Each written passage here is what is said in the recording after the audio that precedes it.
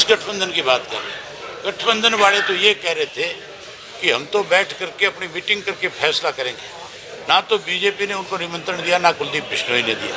बागड़ी और गादड़ी जो है इनके लिए लठ उठा रहे। ये बागड़ का इलाका है सारा का सारा, लठ भी दिखाते हैं। कुछ दिन पहले कांग्रेस बढ़िया थी, अगर टिकट का सूत नहीं बैठा तो आज कांग्रेस घटिया होगी। बिश्नोई ने क्यों इस्तीफा दिया? इस्तीफा दिया जाता है कोई विधायक या तो बाई इलेक्शन होता है, कोई विधायक मर जाए या कोई विधायक एमएलए से एमपी बन जाए या कोई विधायक बहुत संगीन बीमारी से ग्रस्त हो। ईडी वीडी को नहीं कि पासपोर्ट देखना है तो दिल्ली घर है, मैंने भेज दूं गाड़ी में, जो याद देखियो।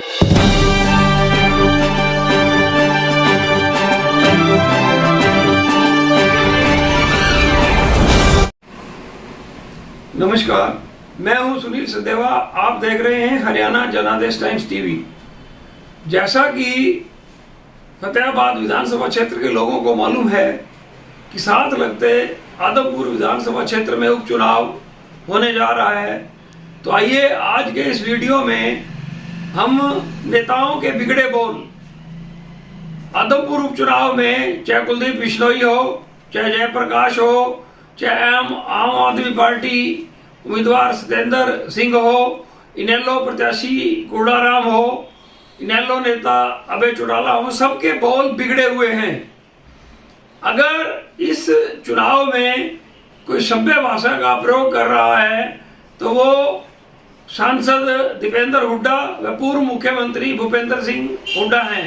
आइए हम आज आपको सभी नेताओं के बिगड़े बोल, किस तरह से उनके चुनावी प्रतिद्वंद्विता के चलते बोल बिगड़ गए हैं, कुछ वीडियो दिखाते हैं। शहर फतेहाबाद की स्टेट बैंक रोड पर स्थित इलेक्ट्रॉनिक्स, फर्नीचर व हॉलमार्क ज्वेलरी का फतेहाबाद जिले का सबसे बड़ा शोरूम विशाल टीवी केयर शोरूम पर उपलब्ध है देश के प्रसिद्ध ब्रांड के इलेक्ट्रॉनिक्स उत्पाद कुशल कारीगरों द्वारा बनाया गया अत्याधुनिक फर्नीचर, हॉलमार्क ज्वेलरी के बेशुमार गहने शुद्धता की गारंटी के साथ एक छत के नीचे आपको मिलेगी इलेक्ट्रॉनिक्स, फर्नीचर व ज्वेलरी खरीदने की सुविधाएं। एक बार सेवा का मौका दें। विशाल टीवी केयर इलेक्ट्रॉनिक्स, फर्नीचर व हॉलमार्क ज्वेलरी, नजीक स्टेट बैंक ऑफ इंडिया, अनाज मंडी के पीछे, फतेहाबाद।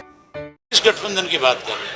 गठबंधन वाले तो ये कह रहे थे कि हम तो बैठ करके अपनी मीटिंग करके फैसला करेंगे। ना तो बीजेपी ने उनको निमंत्रण दिया, ना कुलदीप बिश्नोई ने दिया। बागड़ी और गादड़ी जो है इनके लिए लठ उठा रहे। ये बागड़ का इलाका है सारा का सारा, लठ भी दिखाते हैं और वोट भी मांगते हैं। आखिरी एक साल में कितने का काम करेंगे आप अंदाजा लगा सकते हो? उम्मीद है क्या आखिरी कुछ काम करेंगे? और एक और मैंने एक उदाहरण, रिकॉर्ड बन गया एक, जब भी बाई इलेक्शन होते हैं, उपचुनाव, क्योंकि पता है सबको चुनाव है, सरकार बनी बनाई तो सरकार पूरा जोर लगा देती है, विकास कार्य दिखते हैं, युद्ध स्तर पे विकास कार्य दिखते हैं। कहीं भी उपचुनाव हो देश में तो कहीं पे जेसीबी की मशीनें दिखेंगी, कहीं पे ट्रक दिखेंगे, रोडी आती दिखेगी, कहीं पे ईंट दिखेगी, कहीं पे इंटरलॉकिंग की टाइल दिखेंगी, कहीं सीवर की पाइपलाइन दबती दिखेगी, कहीं पानी की व्यवस्था होती दिखेगी।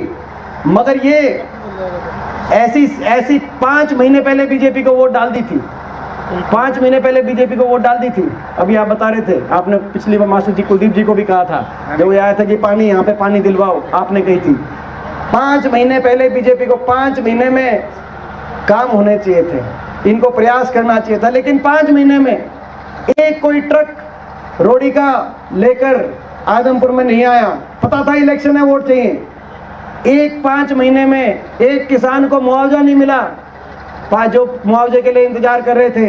5 महीने में एक किसी स्कूल में कोई एक टीचर बाहर से बदली होके नहीं आया।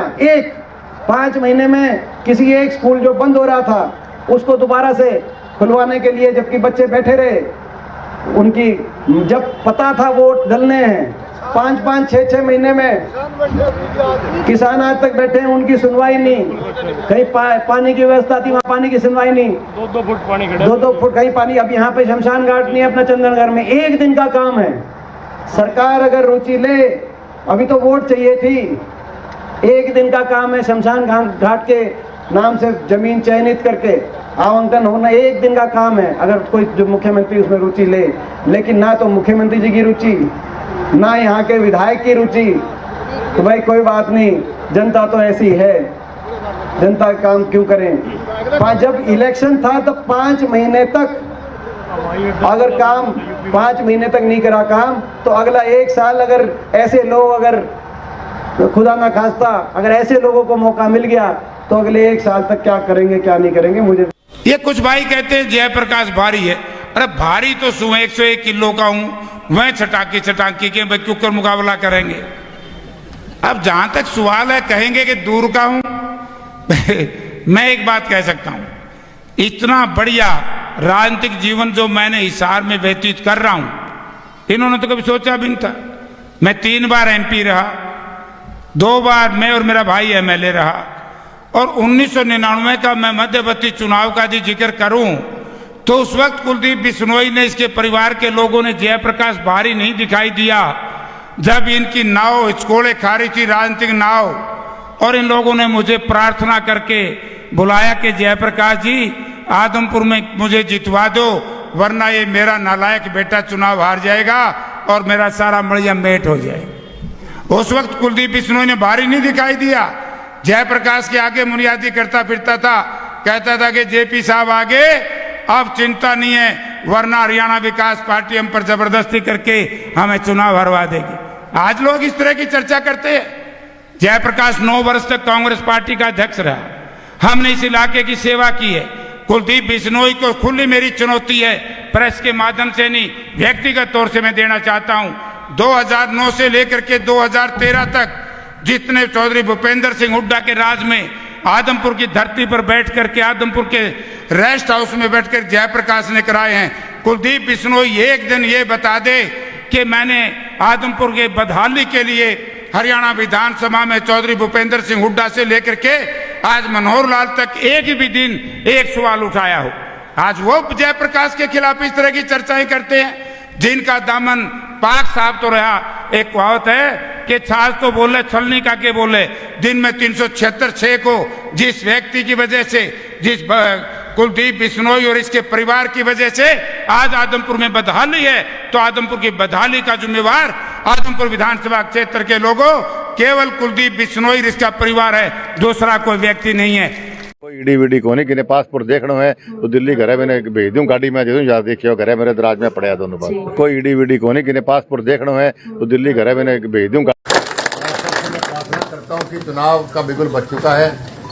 चुनाव हमेशा की तरह, पिताजी भी आते थे वही कहते थे कि भाई चुनाव आपको सौंपने आए हैं। मैं भी वही कहने आऊँ कि चुनाव आपका है, आपने लड़ना है। ये चुनाव आदमपुर हल्के के मान और सम्मान का चुनाव है। यहाँ हर बार आज जो लोग आदमपुर हल्के में वोट मांगने आपके पास आ रहे हैं, आपके पास आए तो क्या कांग्रेस के हैं या किसी और पार्टी के हैं, आपको उनसे पूछना चाहिए कि भाई इतने साल आप कहाँ गए, सिर्फ चुनाव में क्यों नजर आते हो आप लोग।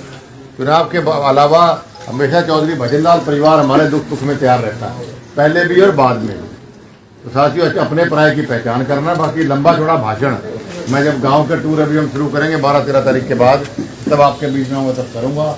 एक बार पुनः हमारे बहुत ही बड़े नेता महावीर जी भी यहाँ पर आए हैं हमारे आदमपुर हल्के में, इनका ही मैं स्वागत करता हूँ। बहुत डायनेमिक लीडर हैं, और सूरज भान जी का खास तौर पे जिन्होंने जलपान पे मुझे बुलाया, पगड़ी पहनाई, इनका मैं आभार करता हूँ। कुछ दिन पहले कांग्रेस बढ़िया थी, अगर टिकट का सूद नहीं बैठा तो आज कांग्रेस घटिया होगी। ऐसा नहीं, ये इंसान के चरित्र नहीं होते। ये राजनीति में इन चरित्रों से राजनीति नहीं की जा सकती। आदमी का कुछ वकार होना चाहिए। पार्टी छोड़नी भी पड़ती है, छोड़ते भी हैं लोग, लेकिन किसी असूल पर, अपने स्वार्थ पर नहीं। या कोई असूल था तो 3 महीने 6 महीने पहले कहते कि कांग्रेस पार्टी की नीतियों में ये कमी है, इस वास्ते हम छोड़ रहे हैं। तो आदमी समझता। कल तक टिकट मांग रहे थे, टिकट नहीं मिली तो चलो भाई। ये क्या राजनीति है? ये क्या वो क्या आदमपुर भला करेंगे भाई?